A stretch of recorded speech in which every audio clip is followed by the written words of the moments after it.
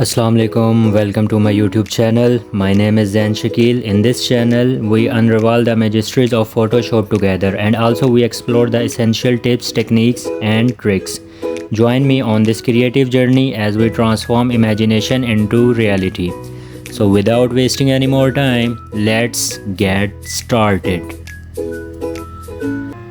तो सबसे पहले आपने क्या करना है, आपने सिंपली अपने पीसी को ओपन करना है ऑब्वियसली। उसके बाद आपने फ़ोटोशॉप पर जाना है। फ़ोटोशॉप जैसे ही आप ओपन करेंगे आपके सामने एक इस तरह का तो खैर नहीं, इस तरह का आपके सामने एक इंटरफेस ओपन होगा। यहाँ पे आप देख लें, सबसे पहले आपके सामने नज़र आ रहा है रीसेंट का मतलब है अभी तक आपने जितने भी रिसेंटली यानी जो साइज़ या कह लें इमेजेस आपने बनाई हैं जिस साइज़ पे, वो सारे साइज़ आपके सामने आ रहे हैं। जैसे कि मैंने अभी तक 1080 बाई 1080 पिक्सल पे बना चुका हूँ और कुछ इस तरह के साइज़ हैं जो कि सामने आ रहे हैं। उसके अलावा इसके साथ सेव का ऑप्शन है। जैसे आप कुछ भी साइज़ है इमेज का जो आप बार बार यूज़ करते हैं तो आप उसको एक दफ़ा सेव कर सकते हैं। इस तरह आपको बार बार लिखने की ज़रूरत नहीं पड़ेगी। इसी तरह फ़ोटोज़ हैं, इसमें आप अपनी कोई पर्सनल फ़ोटो एडिट कर रहे हैं तो आप उसका साइज़ ले सकते हैं, लाइक लैंडस्केप है या पोर्ट्रेट पे, जिस पे भी आपने एडिट करना है उसको। उसके बाद यहाँ पे वेब आ जाता है। वेब पेज आप जैसे कोई डिज़ाइन कर रहे हैं, ये बेसिकली UI UX डिज़ाइनर्स के लिए होता है, लेकिन फिर भी मैंने कहा आपको बता दूँ। इसी तरह इसमें मोबाइल्स आ जाते हैं, अगर कोई आप वीडियो वगैरह एडिट कर रहे हैं वो इस तरह के साइज़ वगैरह होते हैं इसमें। उसके अलावा यहाँ से आप विड्थ और लेंथ अपने हिसाब से भी इसकी सिलेक्ट कर सकते हैं। लेकिन मैं आपको बताऊँ, बेसिकली आप सोशल मीडिया कोई भी पोस्ट एडिट कर रहे हो, लाइक बैनर हो गए, टेम्पलेट्स हो गए, इंस्टाग्राम पोस्ट हो गए, कुछ भी, उसमें आप 1080 बाई 1080 पिक्सल को ही लेके चल सकते हैं, उसका कोई मसला नहीं होता। वो एक एग्जैक्ट इमेज का साइज़ होता है। उसके बाद हमेशा अपने पिक्सल पे ही रखना है, रेजोल्यूशन 720 पे ही रखनी है और पिक्सल और इमेज इसको ही सिलेक्ट करना है। उसके अलावा 16 बिट पे भी हम रख सकते हैं, लेकिन ये बहुत है, 4 बिट ना इनफ है। यहाँ से आपके सामने आ रहा है ये वाइट किया हुआ है मैंने इसको, आप इसको कोई भी कलर का कर सकते हैं। लेट्स सपोज हम इसको रेड कर लेते हैं और यहाँ से क्रिएट पे क्लिक कर देंगे तो ये देखें आपके सामने आर्ट बोर्ड जो है वो रेड कलर का हो गया। ये बस मैंने आपको दिखाने के लिए किया, अदरवाइज़ वाइट ही यूज़ होता है मोस्टली। तो इसको हम सिंपली यहाँ से आके वाइट पे ही कर देते हैं, ओके एंड देन क्रिएट। तो अब आपके सामने यह ओपन हो गया।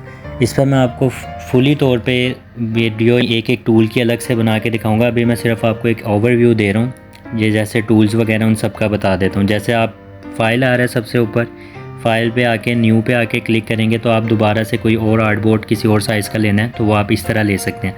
लेकिन उससे बेहतर आप जो न्यू पे आएँ, फाइल पे आएँ, उससे बेहतर आपने सिंपली क्या करना है, एक वो है शॉर्टकट की Ctrl+N, वो दबाएंगे तो भी आप एकदम से नया टैब खोल सकते हैं।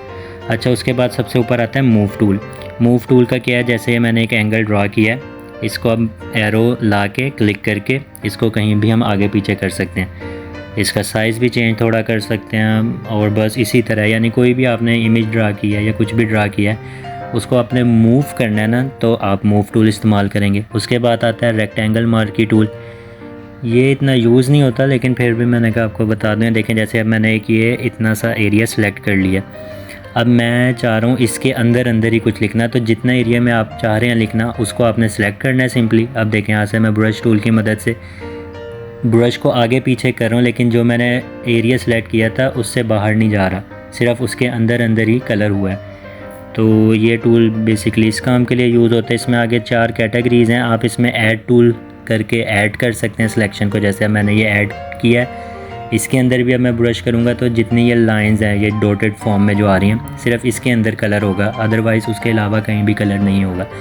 उसके बाद आता है सब्ट्रैक्ट टूल, आप उससे सब्ट्रैक्ट कर सकते हैं, यानी अगर आपने कोई एरिया है जिसको आपने सेलेक्ट नहीं करना तो सिंपली आप उतना इस एरिया को सिलेक्ट करें, वो देखें यहाँ से वो डॉटेड ख़त्म हो गए, थोड़ा सा उससे आगे तक का एरिया उसने सेलेक्ट किया। इसी तरह इंटरसेक्ट का एक होता है, इसमें वो यूज़ होता है सिर्फ उस तरह के, यानी जो उस तरह की साइज़ हो गया। अब जैसे मैंने सेलेक्ट किया जितना एरिया, सिर्फ उतने एरिया को सिलेक्ट करेगा, बाकी उसने खुद ही रिमूव कर दिया। इस तरह ये होता है। आप इस सारे को भी एकदम से इंटरसेक्ट कर सकते हैं। जैसे ये देखें अब ये हिल रहा है, बेसिकली इसका इतना यूज़ नहीं है, बस वैसे। उसके बाद आता है object selection tool, quick selection tool. ये देखें जैसे अब ये इधर आइसक्रीम बनी हुई है तो कोई भी आपने एक चीज़ है जिसको आपने क्विकली सेलेक्ट करना है तो आप वो ये टूल यूज़ कर सकते हैं। इस पर मैं आगे ब्रीफली एक्सप्लेन करूँगा। ये बहुत अच्छा टूल है। अगर आपने कोई बैकग्राउंड रिमूव करना है तो आप सिंपली पेन टूल की मदद से भी कर सकते हैं अगर आपने एक प्रोफेशनल तरीके से करना है। लेकिन अगर आपके पास ज़्यादा सारी इमेजेस हैं और आपने एकदम से उनका सबका बैकग्राउंड रिमूव करना है तो ये टूल जो है वो बेस्ट है।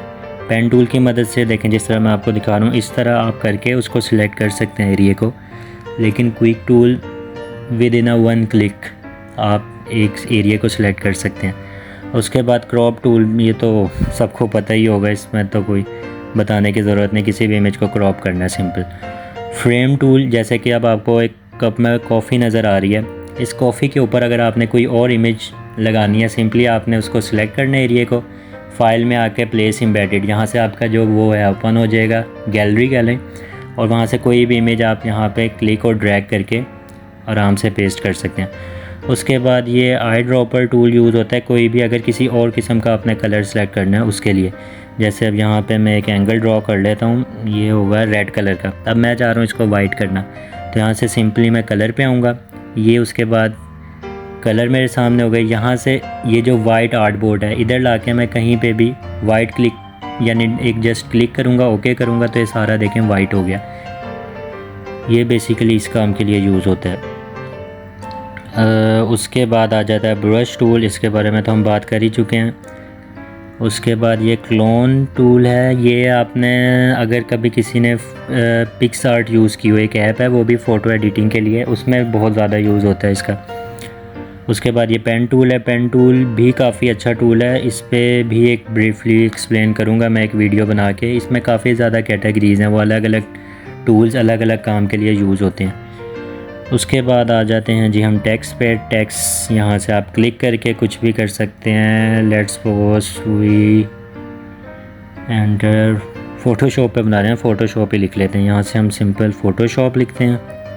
उसके बाद यहाँ पे आप देखें फर्स्ट वन पे ये सारे इसके टेक्स्ट के स्टाइल आ रहे हैं, इसको सिंपली सिलेक्ट करें और यहाँ से जितने भी हैं ये सारे टेक्स्ट आ गए। जौन सा भी आपको अच्छा लगे आप वो सिलेक्ट कर सकते हैं। इसके अलावा फ़ोटोशॉप के अपने भी और टेक्स्ट होते हैं, वो क्लाउड में जाके आप यूज़ कर सकते हैं, वो मैं आपको बाद में बता दूंगा। अभी सिंपली मैं हल्का सा टच दे रहा हूँ आपको कि ये सारे टूल किस काम के लिए यूज़ होते हैं। उसके बाद यहाँ से आप साइज़ इसके चेंज कर सकते हैं, बड़ा करना है या इसको स्मॉल करना है, इट्स अप टू यू, जिस तरह भी आपको सही लगे। उसके बाद यहाँ से कलर वगैरह आप चेंज कर सकते हैं। ये नहीं कि यहाँ से सिर्फ आपने करनी है, लाइन आ रही है यहाँ से आप इसको अपनी मर्ज़ी से जहाँ भी सिलेक्ट करना है उसको सिलेक्ट करें और ओके करके जहाँ भी आपको सही लगे वो आप यहाँ इसको लगा सकते हैं। जैसे हम थोड़ा सा यहाँ से नीचे ला के इधर कहीं पे रख सकते हैं, वो जब एक इमेज बन रही होगी तो उस पर आपको सही आइडिया हो जाएगा। तो इस तरह यह फ़ोटोशॉप ने बड़ा अच्छा फ़ीचर निकाला है। जिस तरह जिस भी टूल पे मैं एरो लेके जा रहा हूँ तो वो उसको, यानी एक जिस तरह ये अब आ रहा है रेक्टेंगुलर टूल का, एक इमेज की फॉर्म में उसे एक्सप्लेन कर रहा है।